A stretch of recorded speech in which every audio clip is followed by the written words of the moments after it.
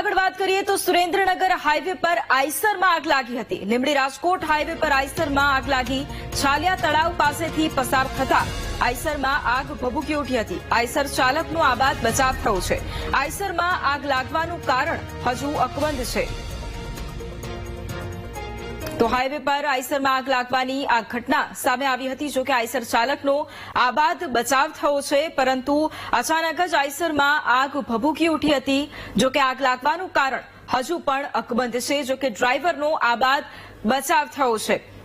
આ બે અલગ અલગ દ્રશ્યો છે કે જ્યાં એક તરફ આઈસરમાં આગ લાગી હતી, હાઈવે પરની આ ઘટના કે જ્યાં આઈસરમાં આગ લાગી હતી, ડ્રાઈવરનો આબાદ બચાવ થયો, અને બીજી તરફના દ્રશ્યો કડીના છે કે જ્યાં ટ્રકમાં આગ લાગી હતી અને આગ બુઝાવવાની કામગીરી પણ એ સમયે હાથ ધરવામાં આવી હતી। જો કે એ સમયે પણ કોઈ જાનહાનિના સમાચાર નથી આવ્યા, પરંતુ અચાનક ટ્રકમાં આગ ભભૂકી ઉઠી હતી।